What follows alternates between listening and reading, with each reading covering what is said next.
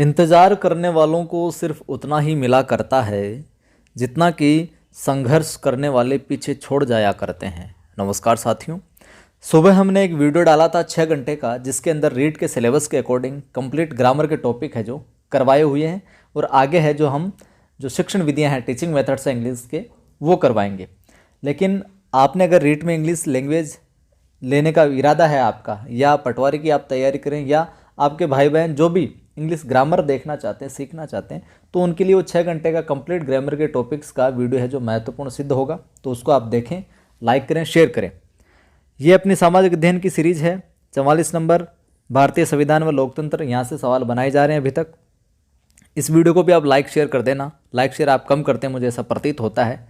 देखने वालों की संख्या के मुकाबले लाइक और शेयर है जो कमेंट है जो कम देखने को मिलते हैं।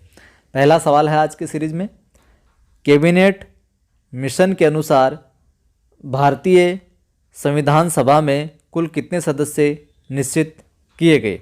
391, 392, 389 या फिर 395? तो नीचे व्याख्या में दे रखा है, उस हिसाब से आपको मालूम चल गया होगा 389। साथ ही साथ हम इसको डिस्क्राइब करें, आगे देखें तो प्रांतीय विधानमंडलों से निर्वाचित सदस्यों जो निश्चित किए गए वो थे 292 प्रांतीय विधानमंडलों से, देशी रियासतों से 93 और चीफ कमिश्नरी क्षेत्रों से 4, कुल मिला के 389 हुई है ये। और इसमें आगे हम बात करें, जो चीफ कमिश्नरी के अधीन जो प्रांत थे उनमें जो 4 बताए गए ऊपर, उनमें पहला अजमेर मेरवाड़ा, दूसरा बलूचिस्तान, कुर्ग कर्नाटक और दिल्ली, ये चारों थे। तो ये आपको सभी चीज़ें हैं जो याद रखनी है। कहीं से भी सवाल पूछे, हमारा प्रयास है समग्र रूप से रीड को टॉपिक वाइज है जो समेटा जाए। अगला सवाल है अपना, संविधान सभा चुनाव 1946 में कितनी सीटों पर चुनाव कराए गए? ये 300 पर, 310 पर, 200 पर या 296 पर? यहाँ थोड़ा सा मिस्टेक हो गया, 310 है यहाँ पर। तो बताइए साहब, क्या हो जाएगा इसमें उत्तर? उत्तर हो जाएगा इसमें 296 सीटों पर ही चुनाव है जो करवाए गए थे। अब व्याख्या देख लेते हैं। इसमें क्या हुआ था कि 200 इसमें देशी रियासतों ने भाग नहीं लिया। देशी रियासतों को कितना बांटा गया था? 93। तो देशी रियासतों ने भाग नहीं लिया इसमें। और निर्वाचन के लिए मतदाताओं की 3 श्रेणियां बनाई गई थी। सामान्य बनाई गई, मुस्लिम और सिख, 3 कैटेगरी में डिवाइड किया गया। और इस चुनाव में कांग्रेस को मिली थी 208 सीटें, मुस्लिम लीग को 73 और निर्दलीय को मिली 8। ठीक है। तथा हिंदू महासभा को कोई सीट नहीं मिली यहाँ पर। इस चुनाव में महिलाओं की संख्या थी 12। महिलाओं की कितनी थी? 12। और इस चुनाव में राजस्थान के जो प्रतिनिधि थे वो भी थे 12। नीचे नहीं दिख रहा तो मैं बता दूं, 12 ही थे और महिलाओं की संख्या 12 थी। ये यहाँ पर इसकी डिटेल है। अगला सवाल देखिए, अगला है यहाँ पर, मुस्लिम लीग ने कब प्रत्यक्ष कार्यवाही दिवस मनाया था? मुस्लिम लीग ने कब प्रत्यक्ष कार्यवाही दिवस मनाया था?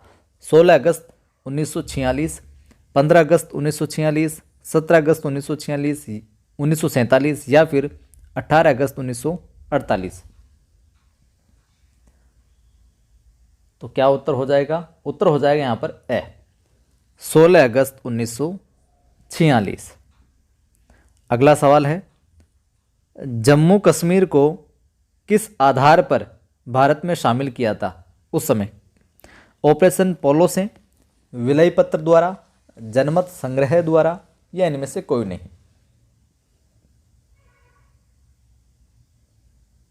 तो उत्तर हो जाएगा ब, विलय पत्र द्वारा है जो शामिल किया गया था। ऑपरेशन पोलो की बात करें तो ऑपरेशन पोलो सैन्य बल द्वारा हैदराबाद को शामिल किया गया।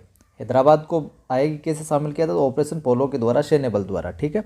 और जनमत संग्रह द्वारा जूनागढ़ को शामिल किया गया। तो जनमत संग्रह जूनागढ़ को, ऑपरेशन पोलो से हैदराबाद को, और विलय पत्र द्वारा जम्मू कश्मीर को। ठीक है। हर एक चीज़ है जो आपको खोपड़े में घुसानी है। और वीडियो को लाइक करना है, ज़्यादा से ज़्यादा शेयर करना है। जिन्होंने सब्सक्राइब नहीं कर रखा वो सब्सक्राइब भी कर लें। अगला सवाल है, अंतरिम सरकार 2 सितंबर 1946 के गठन में उपाध्यक्ष किसे घोषित किया गया? जो अंतरिम सरकार 2 सितंबर 1946 को घोषित की गई थी, वहाँ पर उपाध्यक्ष किसे बनाया गया था? अध्यक्ष की बात नहीं करें, उपाध्यक्ष की। राजेंद्र प्रसाद, सच्चिदानंद सिन्हा, जवाहरलाल नेहरू, कोई नहीं। तो किसे बनाया गया था? जवाहरलाल नेहरू साहब को बनाया गया था उपाध्यक्ष। और वहीं 2 सितंबर 1946 को बनी अंतरिम सरकार में मुस्लिम लीग है जो शामिल नहीं हुई थी, लेकिन 26 अक्टूबर 1946 को पुनर्गठन कर 5 मुस्लिम लीग सदस्यों को शामिल किया गया था इसमें। यह बात आप ध्यान में रखना। अगला सवाल है, संविधान सभा की पहली बैठक का समय है 9 दिसंबर 1946, 10 दिसंबर 1946, 11 दिसंबर या फिर 12 दिसंबर 1946? क्या उत्तर हो जाएगा यहाँ पर? बताइएगा साहब। उत्तर हो जाएगा ए, 9 दिसंबर 1946। ये बैठक सोमवार को 11 बजे हुई थी, ऐसा पढ़ने को मिलता है हमें, जिसमें 211 व्यक्तियों ने भाग लिया था। भाग कितने ने लिया था? 211 ने।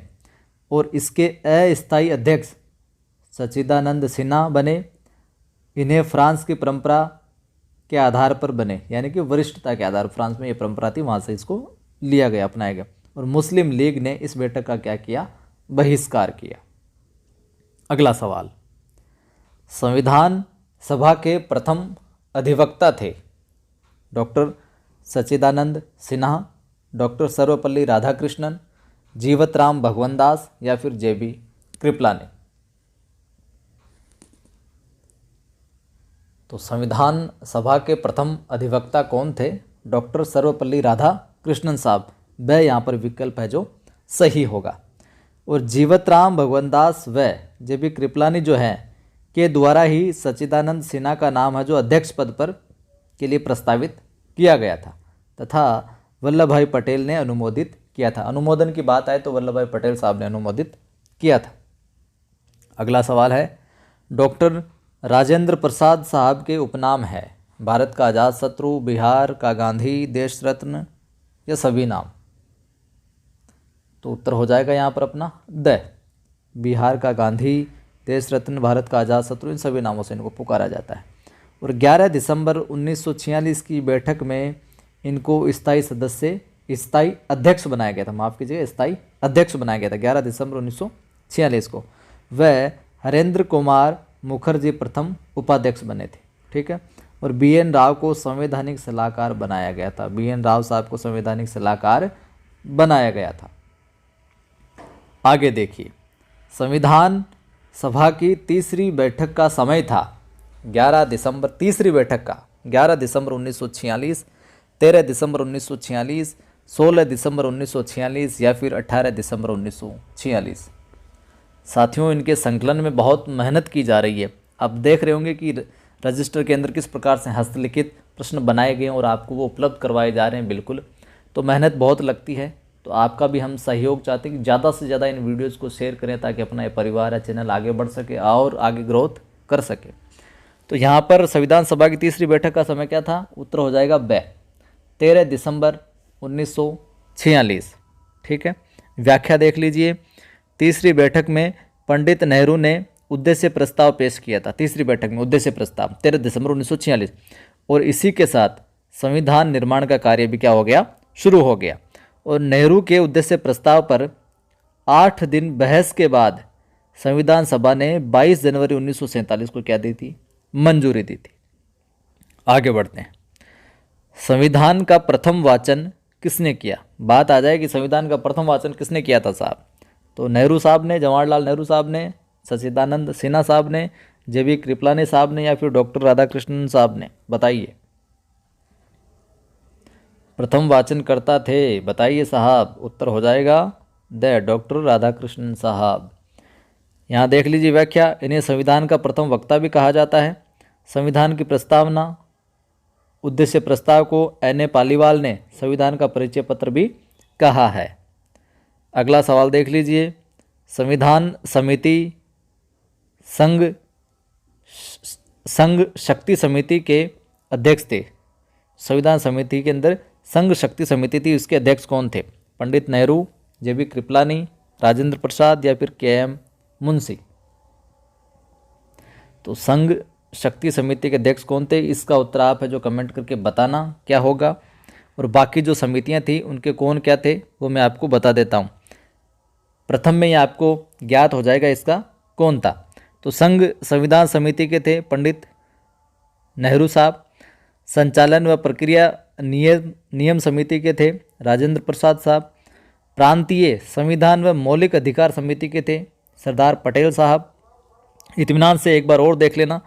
झंडा समिति व मूल अधिकार उप समिति के थे अध्यक्ष JB कृपलानी। कार्य संचालन समिति KM मुंशी। कार्य संचालन समिति KM मुंशी। सर्वोच्च न्यायालय समिति S बारदारिचार। तदर्थ समिति S वर्धा। और राज्यों की समिति पंडित नेहरू। ये यहाँ पर माफ़ कीजिएगा, थोड़ा बोलने में स्पष्ट नहीं बोला गया और देखने में यहाँ पर लिखा हुआ थोड़ा सही नहीं है। S बारदाचार्यार, S बारदाचार्यार है यहाँ पर, ठीक है, सर्वोच्च न्यायालय समिति के। तो ये थे आज की सीरीज़ में कुछ इंपॉर्टेंट सवाल। वीडियो को लाइक नहीं किया है आपने तो लाइक कर दें। सभी ग्रुप में सभी साथियों के साथ शेयर ज़रूर किया करें आप, ताकि ग्रोथ हो सके और साथियों की मदद हो सके। और पहली बार देख रहे हैं तो सब्सक्राइब करके बेल आइकन को ज़रूर क्लिक कर लेना आप, ताकि वीडियोज़ की सूचना मिलती रहे। कोने के अंदर आप सब्सक्राइब का बटन, उस पर क्लिक करके घंटे के निशान को दबा लेना। और आपने पहले से सब्सक्राइब कर रखा है तो वापस मत करना, नहीं तो अनसब्सक्राइब हो जाएगा। फिर मिलते हैं।